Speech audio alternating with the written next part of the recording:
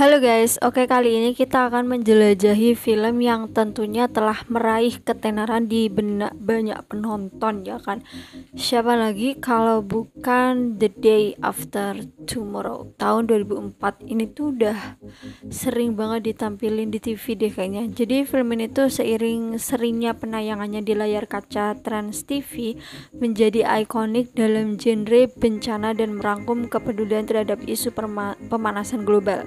Melalui ceritanya kita dibawa pada perjalanan serba cepat menghadapi tantangan tak terduga ketika es di kutub meleleh memicu rangkaian bencana ekstrim di seluruh dunia. Bagaimana kreativitas manusia berkembang dalam menghadapi kekacauan yang tak terduga ini menjadi inti dari cerita yang mampu memukau penonton. So, apakah kalian penasaran? Oke, tanpa berlama-lama lagi, mari kita langsung saja ke alur ceritanya. Check it out.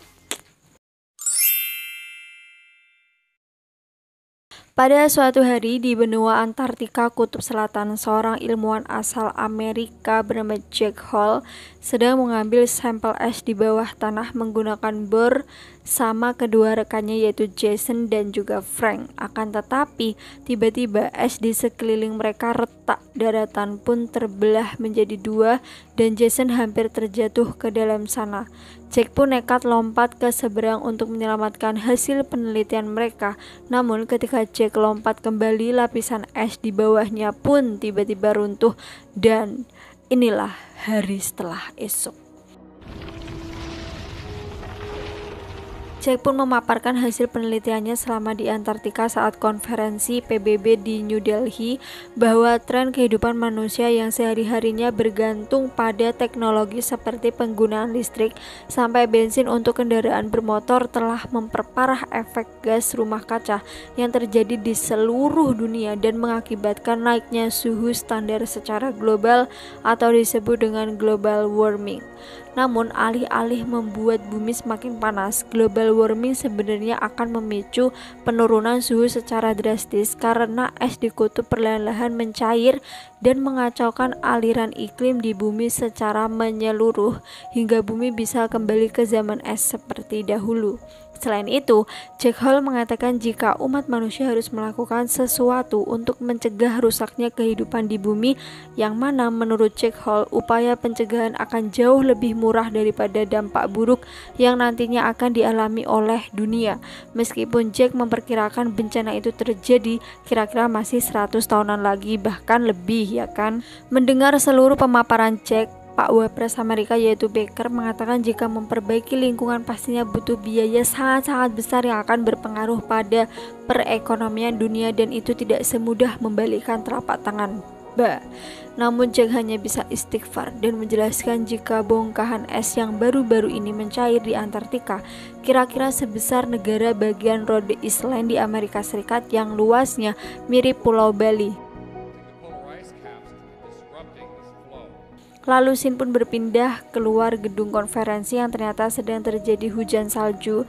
Padahal di New Delhi tidak pernah terjadi hujan salju sebelumnya. Seperti kota-kota di Indonesia, banyak orang-orang berdemo di depan gedung dan beberapa tunawisma dikabarkan tewas kedinginan setelah konferensi selesai. Jack ditemui oleh seorang profesor kelautan asal Skotlandia bernama Terry yang mengajaknya ngopi-ngopi warkop sambil membahas penelitian Jack. Di pusat penelitian iklim Skotlandia, salah satu kru penelitian Terry mendapati penurunan temperatur secara drastis dari sebuah pelampung penelitian yang berada di laut bagian timur Amerika Utara, namun mereka tidak menganggapnya serius karena bisa jadi pelampung tersebut rusak akibat ombak besar. Sementara itu di Tokyo, Jepang, terjadi hujan es dengan bongkahan sebesar kepalan tangan manusia yang mengakibatkan kekacauan.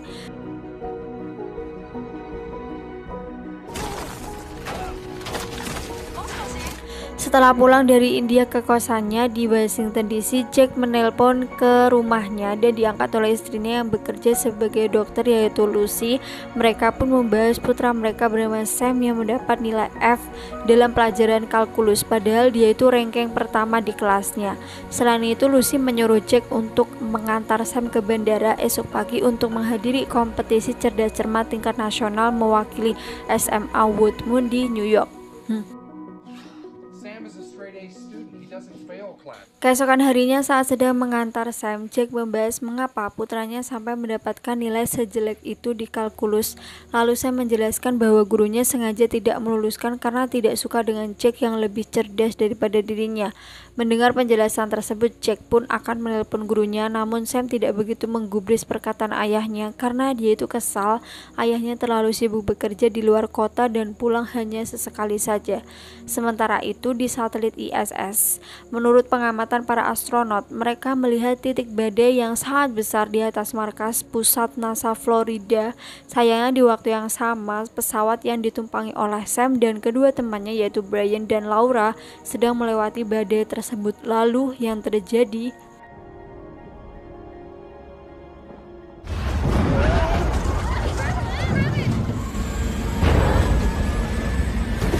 perubahan cuaca secara ekstrim mulai terjadi di seluruh dunia. Terry dan rekannya di laboratorium Skotlandia begitu terkejut melihat pelampung penelitiannya yang bukan hanya menunjukkan penurunan suhu secara drastis, namun juga menjadi rusak. Situasi pun terasa semakin mencekam karena bukan hanya satu atau dua pelampung yang rusak, namun sampai 3 pelampung berturut-turut di lokasi yang sangat berjauhan. Gak pakailah materi pun langsung menghubungi Jack dan mengatakan bisa jadi penelitiannya tentang bencana besar akibat global warming akan segera terjadi.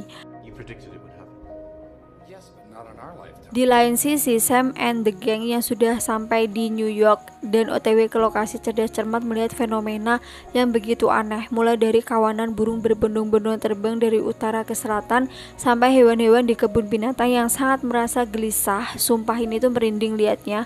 Cerdas cermat ronde pertama pun dimulai. Skor tim sekolah Woodmoon hampir bersaing ketat dengan tim SMA Pinhas yang menjadi tuan rumah saat itu. Salah satu anggotanya yaitu Jet beberapa kali melirik-lirik ke Laura dan membuat Sam cemburu karena dia juga menyukai Laura. Mana Jet pakai ngajak Laura jalan-jalan di sekolahnya pula. Setelah India dan Jepang, Amerika akhirnya terkena bencana akibat global warming, tepatnya di Los Angeles. Mulai dari hujan es sebesar bola kasti di pantai sampai munculnya banyak titik tornado yang berdekatan, dan kota tersebut pun langsung luluh lantak. Untuk mencegah jatuhnya korban lebih banyak lagi, Wapres Amerika yaitu Baker pun menyarankan Pak Presiden Black untuk segera memberi persetujuan membatalkan semua aktivitas penerbangan di Amerika.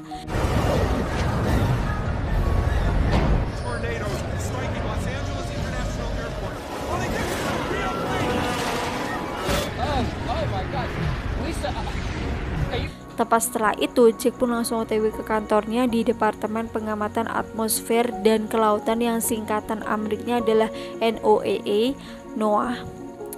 untuk membahas tentang fenomena di Los Angeles bersama ilmuwan-ilmuwan lainnya. Berikut merencanakan apa keputusan mereka selanjutnya.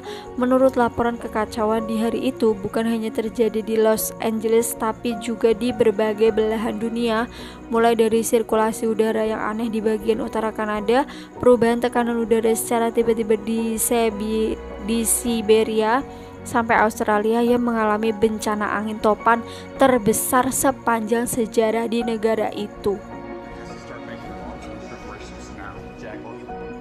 Mereka yakin jika serangkaian bencana tersebut bukan disebabkan oleh aktivitas matahari karena menurut data dari NASA, pancaran sinar matahari normal-normal aja kok. Sampai akhirnya Jack menjelaskan hasil pengamatan Profesor Terry di Skotlandia yang melaporkan jika arus air laut telah berubah karena lapisan es di kutub yang mencair dan mempengaruhi kondisi kelautan secara global, juga hilangnya kadar garam air laut yang tentunya akan berdampak pada perubahan iklim secara drastis di seluruh dunia dan mengakibatkan berbagai bencana besar yang lebih mengerikan.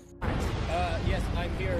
These tornadoes are Ketua NOAA yaitu Tom memberi waktu 48 jam untuk Jack merampungkan laporan tentang teorinya tersebut sebelum diberikan ke pemerintah, yang akhirnya Jack merumuskannya dengan bantuan kedua rekannya yaitu Jason dan Frank, juga salah satu rekannya dari NASA yang kita sebut saja Paijo. Setelah menjalani penelitian selama hampir 2 hari, mereka pun akhirnya menyimpulkan jika kekacauan iklim global akan mencapai puncaknya dalam 6 hingga 8 minggu lagi. Untungnya keluarga Jack itu masih baik-baik aja. Lucy masih bekerja di rumah sakit, sedangkan Sam dan kedua temannya masih terjebak di SMA Pinehurst karena badai yang terjadi di New York. Jack pun menelpon Sam dan menyuruhnya untuk segera kembali ke rumah, namun Sam lebih memilih bersama teman-temannya karena Jet memberikan tempat menginap di dekat sekolah.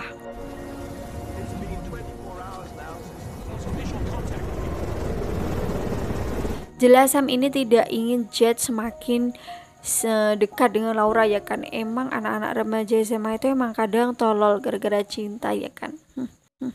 Walaupun kota tempat Jack berada sekarang yaitu Washington DC masih belum mengalami cuaca buruk, orang-orang di sana sudah mulai mempersiapkan diri seperti melakukan panic buying atau membeli bahan-bahan pokok secara massal kayak pas Covid, masker aja sampai ada mafianya. Sementara itu Jack dan Tom mencegat Pak Wapres Baker dan memberikan hasil pengamatannya tentang puncak perubahan iklim besar-besaran yang akan terjadi 6-8 minggu lagi. Tapi lagi-lagi sikap Baker masih sama seperti di rapat awal film. Dia masih belum menganggap serius tentang ancaman mengerikan yang akan dihadapi umat manusia.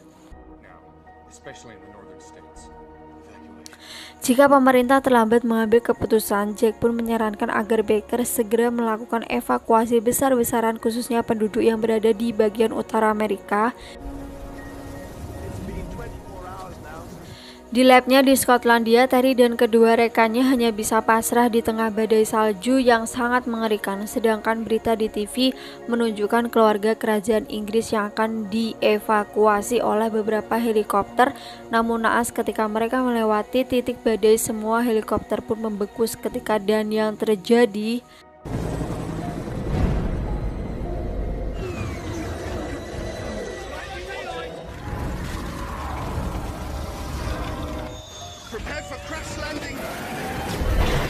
insiden tersebut diketahui Terry di labnya dan langsung diteruskan ke Jack, yang mana penyebab 3 helikopter membeku akibat suhu mendadak berubah drastis sampai minus 65 derajat Celcius. Terry meminta Jack menganalisa data-data perubahan suhu tersebut karena komputer Jack lebih kuat dibanding miliknya. Sementara itu Sam dan teman-temannya akhirnya sampai di apartemen super mewah milik Jedi, sedangkan kedua orang tuanya sedang asik-asikan main ski di Eropa. Cuaca di New York tidak kalah mengerikannya karena sudah diterpa hujan badai selama 3 hari berturut-turut. Air sudah memenuhi saluran got hingga menyebabkan banjir di mana-mana dan aktivitas kereta pun dihentikan.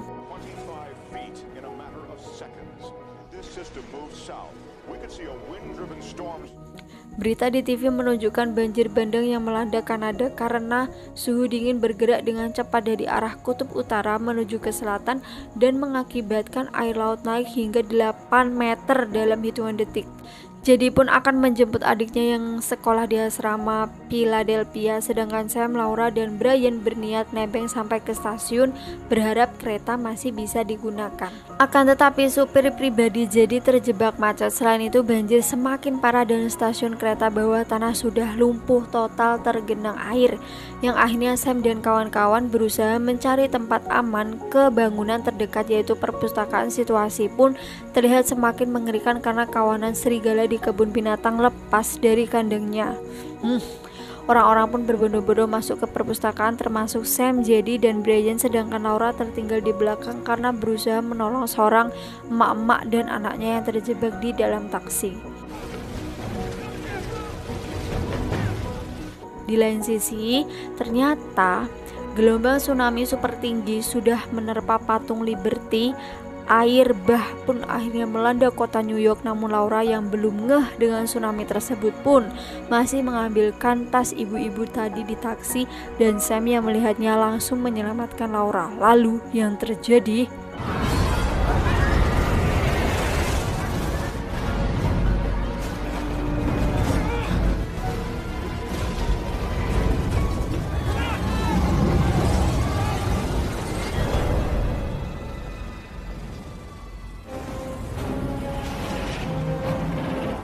Menurut analisa Jack dan timnya dari data-data yang diberikan oleh Terry, telah muncul 3 titik badai besar di bumi. Pertama di Skotlandia yang telah membekukan 3 helikopter tadi, kedua di Siberia, dan yang ketiga berada di Kanada yang tadi telah melanda New York. Jack pun menunjukkan hasil analisanya kepada Terry dan menyimpulkan bahwa puncak kekacauan iklim global bukan selama 6-8 minggu, melainkan hanya 10 hari lagi dan dunia akan mengalami zaman es yang baru. Aduh, ngeri sumpah. Jack pun meminta Terry dan kedua rekannya untuk segera meninggalkan lab, namun Terry hanya bisa pasrah karena situasi di Skotlandia sudah begitu kacau. Terry pun hanya berpesan agar Jack berusaha menyelamatkan nyawa sebanyak-banyaknya sebelum bencana semakin membesar. Setelah melihat berita tentang kekacauan di New York, Lucy pun pergi menemui Jack di kantor NOAA yang untungnya tidak jauh dari sana. Sementara itu, di perpustakaan, Sam berusaha menghubungi ayah ibunya melalui telepon umum pakai koin yang berada di lantai 2 dan sudah tergenang air. Dia ke sana sambil ditemani oleh Laura. Meskipun listrik mati, untungnya telepon tersebut masih berfungsi normal karena langsung tersambung ke kabel bawah tanah. Sam pun langsung mengabari ayah ibunya jika dia itu sekarang sedang berada di perpustakaan bersama Laura dan Brian, juga pengungsi lainnya, guys. Mendengar suara putra semata wayangnya, Jack dan Lucy pun begitu terharu karena mereka khawatir dengan kondisi Sam. Setelah mengetahui bencana tsunami di New York, Jack pun menyuruh Sam untuk tetap berada di dalam ruangan dan membakar apapun yang bisa dibakar untuk menghangatkan diri, sebab titik badai akan terus membesar dan suhu akan terus menurun secara drastis. Selain itu, Jack juga berjanji akan datang ke sana untuk menyelamatkan Sam. Genangan air pun semakin tinggi yang membuat Sam hampir tenggelam dan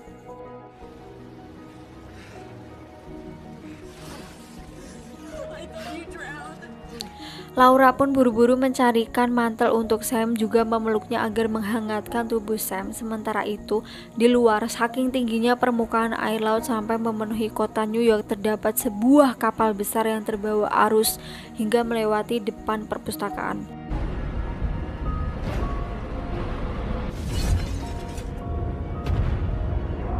Tom akhirnya mendapatkan kesempatan untuk membawa Jack menjelaskan hasil pengamatannya tentang bencana perubahan iklim langsung di depan presiden dan jajaran pejabat-pejabat penting kenegaraan Amerika. Jack memaparkan bahwa badai dahsyat akan berlangsung di 3 titik, yaitu Skotlandia, Siberia, dan Kanada selama 7-10 hari. Setelah badai mereda, es dan salju akan menyelimuti seluruh belahan bumi bagian utara, persis seperti zaman es, sampai nantinya lapisan es tersebut akan memantulkan kembali sinar matahari dan menstabilkan atmosfer ke kondisi yang seharusnya. Jack menyebut peristiwa ini adalah penyelarasan global, yang mana artinya bumi sedang dalam tahap pembersihan diri secara otomatis karena kerusakan alam yang sudah terlalu parah. Lalu untuk tindakan penyelamatan, Jack hanya bisa menyarankan agar semua orang pergi ke arah selatan demi menghindari badai dan suhu dingin. Jack pun menggambar garis di peta Amerika dan mengatakan jika orang-orang di bawah garis tersebut harus segera dievakuasi ke selatan, sedangkan orang-orang di atas garis atau di utara dengan sangat terpaksa mereka harus bisa bertahan hidup di dalam gedung-gedung, karena jika mereka memaksa keluar bangunan maka suhu dingin akan membuat tubuh mereka membeku secara instan. Setelah Jack selesai presentasi, pejabat-pejabat di ruangan itu pun berdebat tentang keputusan mereka selanjutnya. Dan lagi-lagi si Pak Wapres ini masih aja loh tidak setuju dengan penjelasan Jack dan kekeh mau menyelamatkan orang-orang di bagian utara juga. Sampai akhirnya Pak Presiden Black pun memutuskan agar jenderal angkatan bersenjata segera mengatur pasukannya untuk mengevakuasi orang-orang di bawah garis yang telah ditentukan Jack dan membawa mereka semua ke arah selatan yang lebih jauh. Di lab Skotlandia, Terry dan kedua rekannya sampai menenggak Homer sambil memberitahu pesan-pesan terakhir mereka masing-masing karena bahan bakar di gedung itu sudah habis dan listrik serta penghangat ruangan akan segera padam. Sementara itu di perpustakaan, mas-mas gelandangan yang kita sebut saja Paijo dan anjing peliharaannya melihat air bah sudah membeku dan banyak orang-orang di luar yang berjalan ke selatan. Salah satu pengungsi pun mengatakan bahwa dia itu mendapat kabar ada pasukan evakuasi di arah selatan.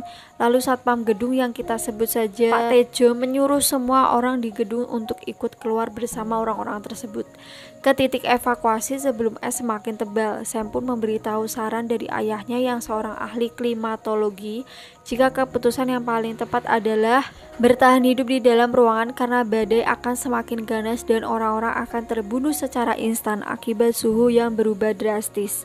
Tapi tetap aja hampir semua pengungsi lebih percaya omongan Pak Tejo daripada omongan bocah SMA, ya kan? Apalagi di sana tidak ada persediaan makanan juga minuman yang cukup dan tidak ada bantuan yang datang.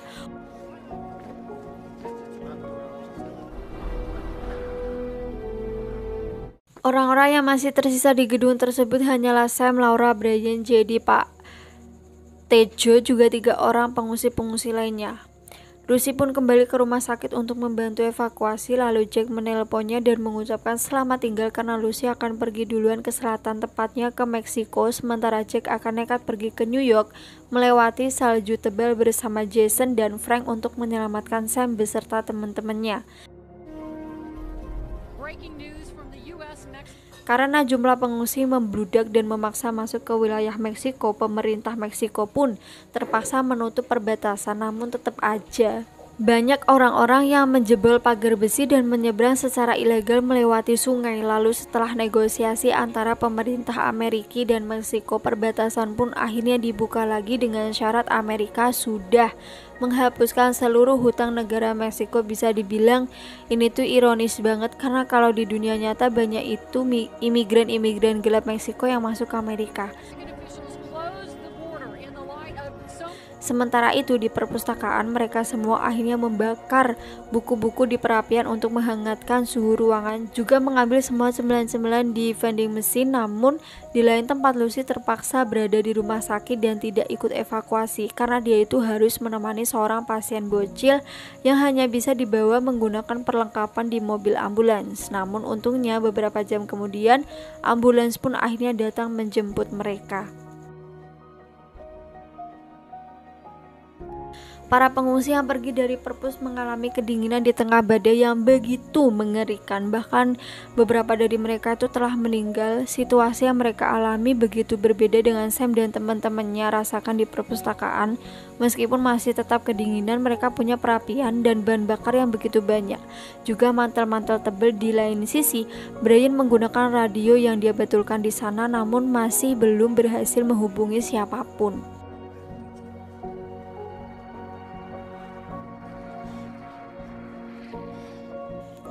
Jack dan kedua rekannya masih OTW menuju ke New York dari Washington DC yang kira-kira akan memakan waktu hampir 4 jam. Akan tetapi medan yang mereka lalui sangat mencekam, bukan hanya badai yang mengganggu penglihatan namun juga jalanan yang sudah tertutup salju dan mereka hanya mengandalkan radar saja. Tapi dilalahnya setelah menempuh 2,5 jam perjalanan, mobil mereka terbentur gundukan salju dan dengan terpaksa harus lanjut berjalan kaki menggunakan perlengkapan eksplorasi lengkap. Mereka pun berjalan sudah cukup jauh dan hanya berbekal radar GPS karena penglihatan mereka tuh benar-benar tertutup badai. Tapi tiba-tiba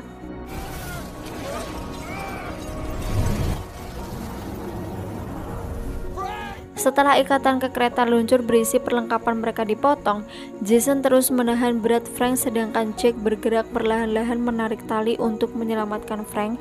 Akan tetapi kaca di bawah Jason mulai retak dan Frank yakin jika dia itu berusaha naik ke atas maka kaca akan pecah dan Jason beserta Jack ikut terjatuh ke bawah sana sampai akhirnya Frank pun rela mengorbankan diri. Ketika melihat Laura yang menggigil kedinginan, Sam pun menyibukkannya dengan mengajak ngobrol. Laura merasa putus asa karena apa yang dia perjuangkan selama ini, khususnya di bidang akademik, tidak akan berpengaruh apa-apa di masa depan sebab bencana sudah merusak peradaban manusia secara menyeluruh. Sam pun berusaha menyemangatinya dan dia mengatakan hal yang selama ini ditutup-tutupi, bahwa alasan Sam ikut cerdas cermat karena dia itu ingin lebih dekat dengan Laura. Di lain tempat, hampir semua pejabat negara telah berhasil dievakuasi ke Meksiko, sedangkan Presiden Black masih berada di Gedung Putih dan berusaha untuk telepon keluarganya karena situasi badai semakin parah. Black pun akhirnya ikut dievakuasi, namun naasnya rombongan terjebak di tengah badai dan mereka semua pun tewas. Di perpustakaan, Laura mengalami demam dan setelah dicek ternyata luka di kakinya lah yang membuatnya terkena septikemia, yaitu keracunan darah akibat infeksi luka. Menurut buku yang dibaca salah satu ibu-ibu pengungsi di sana, Laura bisa meninggal jika tidak segera diberikan penisilin atau antibiotik lainnya. Mendengar itu, Sam pun langsung bersiap-siap pergi mencari obat tersebut dengan menerjang badai ke kapal besar yang tadi sempat melintas di depan perpus. Karena di dalam sana pasti ada obat-obatan, sementara Brian dan JD pun akan ikut membantunya. Selain mengambil obat, mereka juga akan membawa beberapa sisa makanan yang berada di kantin kapal. Akan tetapi, serigala-serigala yang tadi kabur dari kandang ternyata itu masih hidup. Mereka mencium bau Sam dan kawan-kawan dari kejauhan, lalu akan menerkam secara diam-diam. Tapi yang terjadi,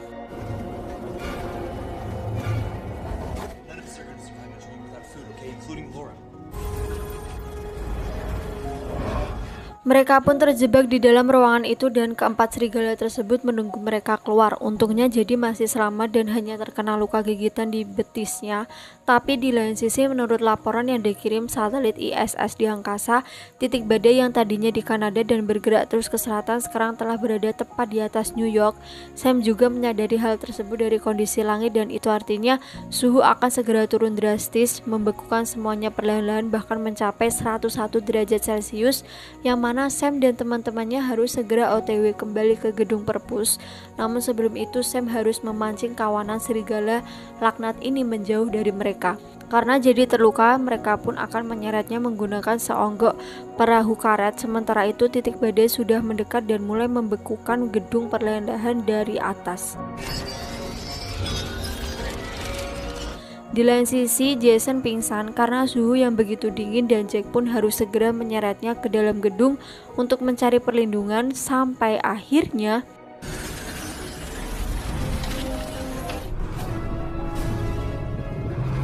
entah bagaimana nasib Sam dan teman-temannya, namun Jack berhasil menyelamatkan diri dan beberapa jam kemudian Jason akhirnya siuman. Menurut peta, jarak mereka ke New York tinggal 64 km lagi dan Jack bersikukuh untuk langsung melanjutkan perjalanan menyelamatkan Sam karena titik pusat badai telah lewat. Di tengah perjalanan ke sana, mereka pun sangat terkejut melihat jasad orang-orang yang telah membeku.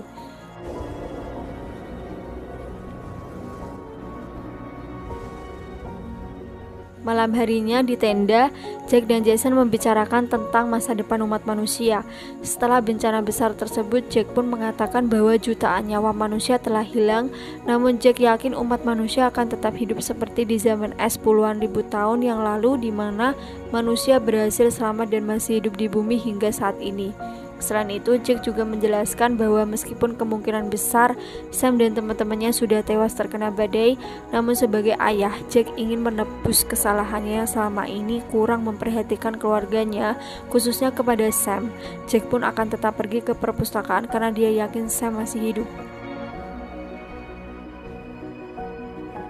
Di pengungsian Meksiko, ISS mengirimkan laporan jika badai di Amerika Utara mulai mereda dan ternyata benar. Ketika Jack dan Jason keluar dari tenda, mereka melihat matahari bersinar terang dan tekanan angin juga mulai stabil.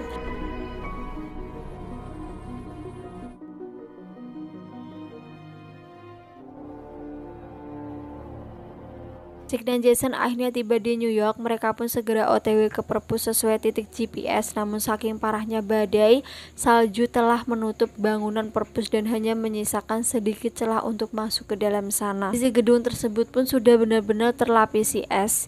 Jack dan Jason terus mencari Sam beserta teman-temannya sampai akhirnya mereka menemukan satu pintu yang terlihat cahaya dari celahnya, dan ternyata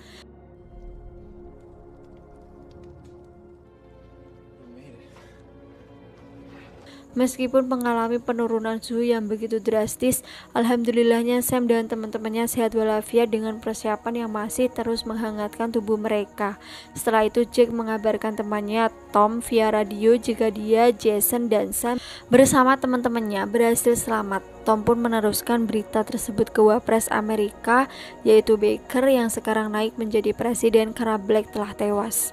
Mendengar kabar tersebut, Baker pun merasa lega karena ternyata ada beberapa orang dari utara yang bisa bertahan dari bencana separah itu. Karena badai telah mereda, tim penyelamat bersama Tom segera OTW menjemput Jack, Sam, dan semuanya yang selamat di perpus tersebut.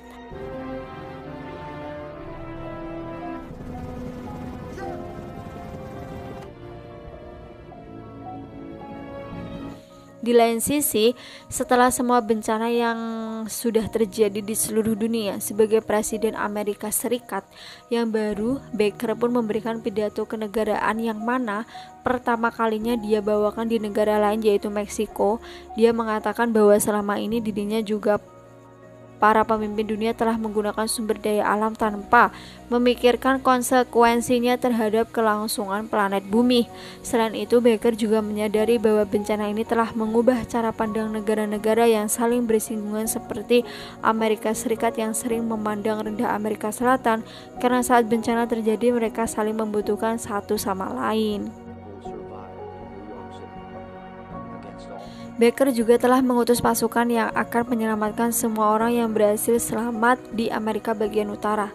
Titik badai benar-benar mereda. Para astronot di satelit ISS pun begitu terpukau melihat kondisi bumi yang sekarang dengan langitnya yang begitu cerah dan indah, bersih dari segala polusi pabrik atau apapun knalpot racing kayak yang kalian punya yang selama ini memenuhi udara, dan ternyata masih banyak sekumpulan orang di gedung-gedung lainnya yang berhasil selamat.